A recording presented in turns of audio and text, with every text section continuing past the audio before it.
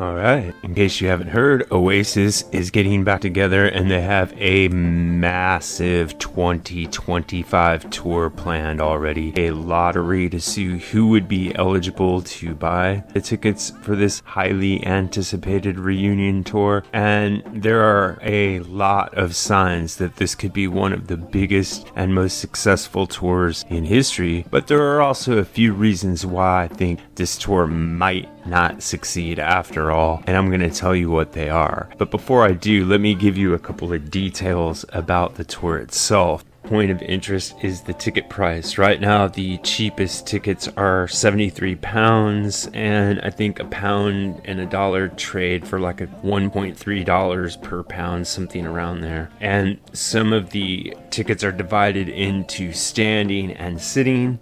So standing up tickets are about £151, and the Prime VIP packages that they have planned are around £500. So I would call this a moderately priced tour compared to some of the other farewell and or reunion tours we've seen. Although there may be additional fees tacked on to those base prices, the prices don't look ridiculously high to me. Now, here are some reasons why the tour will probably be massively successful. Number one, there's a ton of demand for it. There's a ton of Oasis fans, both young fans and old fans, and there won't be any problem selling the tickets. That's not going to be the issue, as the lottery system indicates. So, number two, the band is totally capable of doing the tour. In other words, we're not having to ask questions about their health or their potential substance abuse problems or anything like this. I think that both Liam and Noel and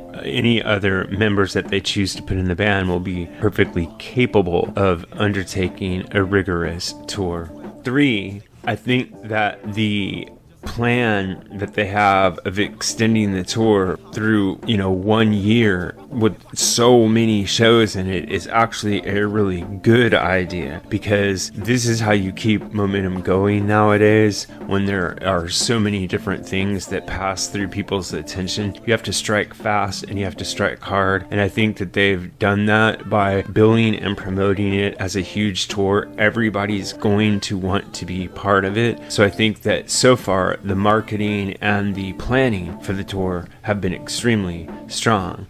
Now, here are 3 reasons why I think the tour may not do as well as people hope, and in fact may not make it at all. So, first reason is Oasis could never get along.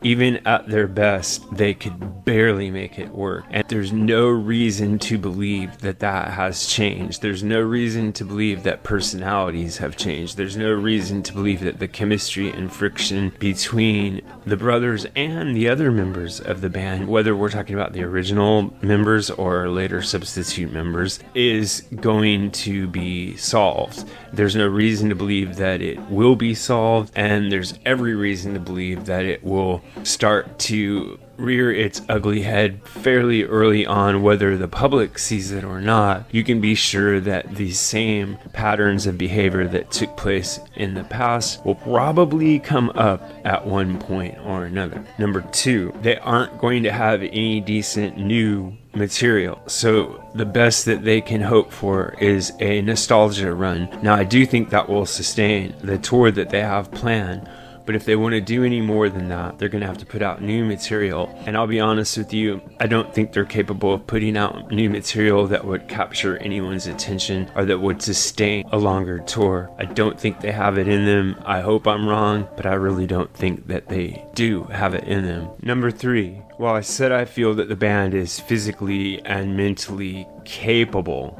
of going out and doing a big tour like they have planned, I didn't say whether or not I think that they would be successful musically, whether or not they have the attitude and the energy and the musical stature to do what they did in their heyday. And like many bands, I feel that Oasis was so deeply rooted in their youth, in being young, that it's going to be very difficult for them to pick up the old material and play it with conviction, to play it with soul, and to play it with the kind of excitement and adrenaline that they had when they were young. And I do think that the audiences are going to be totally revved up, and I do think that ticket sales are going to be through the roof. So I think that the momentum is there, but I highly doubt that the boys have the energy to pull off what they used to do in the old days. So there you have 3 reasons why I feel that the tour is destined to be a success, and 3 reasons to consider it may turn out to be a bit of a failure. If I had a bet, I'd say it will be a smashing success at first, and then it will probably either limp to a close or it will end prematurely as the Gallagher brothers get into another massive argument that causes the tour to blow up before it's over.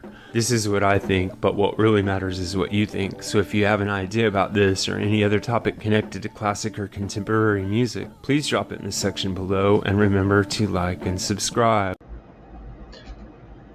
Music Guru here, asking you to help us on our march to 10,000 subscribers.